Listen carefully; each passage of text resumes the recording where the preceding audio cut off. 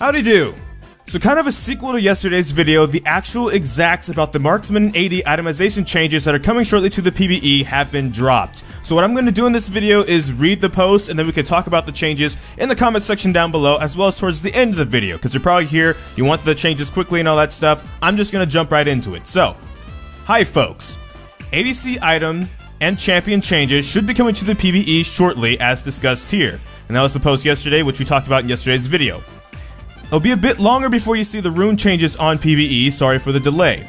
One thing that's already coming up a lot is the impact of the Last Whisper changes to non-ADCs, and we wanted to share our intentions here. Those changes are a meaningful buff to quite a few fighters and AD assassins, though it's difficult to predict how much of a buff. We'll be looking to quickly follow up if any champions become overpowered, though we haven't ruled out that some preliminary work case by case.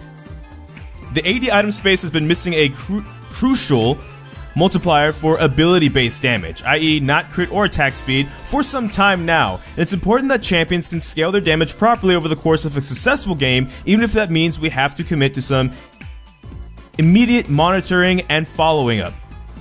Without that multiplier, champions in the space have to be tuned around exceptional and highly reliable early games, since they have to get extremely far ahead of their opponents in order to impact the rest of the game.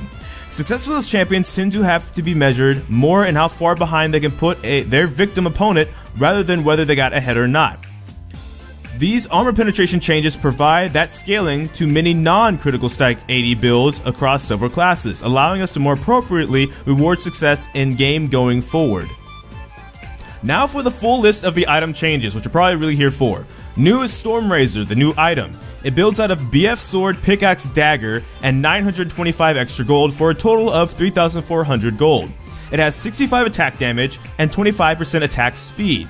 A unique passive that, if you haven't attacked within the last 2.5 seconds, your next basic attack will critically strike. It's a guaranteed crit strike. Unique passive. When you critically strike, gain 25% attack speed and 8 movement speed for 1.5 seconds. Last Whisper. The armor penetration is being switched from 35% bonus to 10% total. Lord Dominic's regards. New build path. Last Whisper. Pickaxe. 625 gold. Gold cost is going from 2,600 to 2,800. Attack speed is going from 50 to 40. Armor penetration is going from 35% bonus armor penetration to 35 total armor penetration. And Giant Slayer passive is being removed, as well as Giant Slayer being removed from the shop. Mortal reminder. Gold cost is going from 26 to 2,800 gold. Attack damage is going from plus 50 to plus 40. Armor penetration is going from 35% bonus armor penetration to 25% total armor penetration. Zeal. Total gold cost is going up from 1,200 to 1,300. So as such, things like Rapid Fire Cannon, Static Shift, Runon's Hurricane, and Fan Dancer are all going from 2,600 gold to 2,800 gold. Infinity Edge, one of the bigger ones people are wondering about. New build path. BF Sword plus another BF Sword. They give it like the death cap when they did the mage rework, and that just builds out of 2 needlessly large rods. Plus 1,100 gold for back to 3,700 total gold. Attack damage is going from 70 to 80. Removed, it no longer increases critical strike damage. But new, unique passive, doubles your critical strike chance. Unique passive also. 20% of your critical strike damage is converted to true damage. Molten Edge, Orange Infinity Edge upgrade. Temporarily removed from the shop. It'll be back though before the ships. Essence Reaver. New build path. BF Sword plus the Warhammer and 800 gold for a total of 3,200 gold. Cooldown reduction 10% to 20%.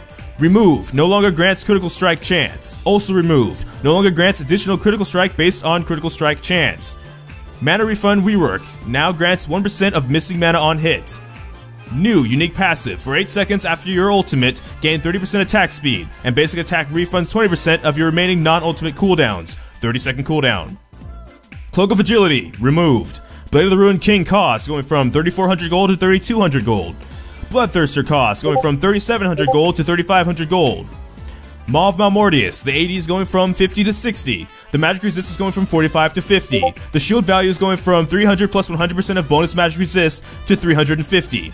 Guardian Angel, build path, going from BF Sword, Cloak Armor, Stopwatch, and 200 gold to a total of 2,400 total gold to BF Chain Vest and Stopwatch plus 100 gold for a total of 2,800 total gold. AD is going from 40 to 45, and the armor is going from 30 to 40. Champion-specific changes. They are receiving 3 basically different base stat passes, which are overlapping here. They've had their base stats packages from Runes Reforged changed to match Corki. In practice, this means about -5 armor, +6 health, and +6 health per level, meaning their overall defenses are slightly more generally good. Less good against each other, better against, say, Zyra and Nami. Base attack damage has been retuned. They lose 4 base AD at level 1, gaining 0.7 per level, breaking even at about level 9. You get less of your per level stats at low levels, but more at higher levels. And the health regen has been reduced to about 2 health per 5 seconds, with small amounts of additional health level 1 health added in for less poke-oriented marksmen on top of whatever they got for their base stat package, generally above 10 or less health. And then there's a list of each AD carry different changes, and that kind of concludes this post. So, basically really quick thoughts, Infinity Edge is probably not a first item anymore even on crit champions. It's something you probably want to build later when you have more crit. Stormrazor might be that niche though, because if you're an auto-attacking AD carry, that does give you attack speed and damage. And then as such you could go into a Zeal item after that, and then build Infinity Edge maybe as a 3rd item. Last Whisper, even though it is supposed to be a buff for AD carries a little bit because they're bringing back pretty much the old Last Whisper from Season 5 that everybody wanted, it's also supposed to be a buff to AD fighters and assassins as well, at least AD assassins, think like Zed, Talon, and things like that. There may be some stat changes to those champions in the future going forwards to accommodate for that, but look out for that because it's supposed to be for more than just the AD carry class, and I think that's kind of swept under the rug a bit because people are looking at just the marksman changes specifically.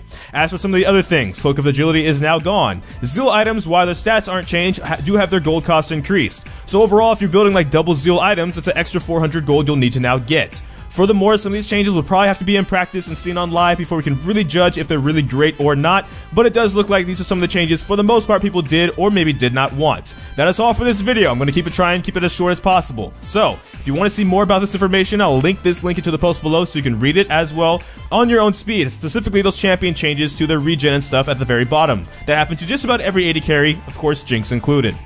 I don't know which video will be next, because life can have a lot of kinks. So until next time, take care, GG, get jinxed. Thank you for watching, and feel free to like, comment, and subscribe as well.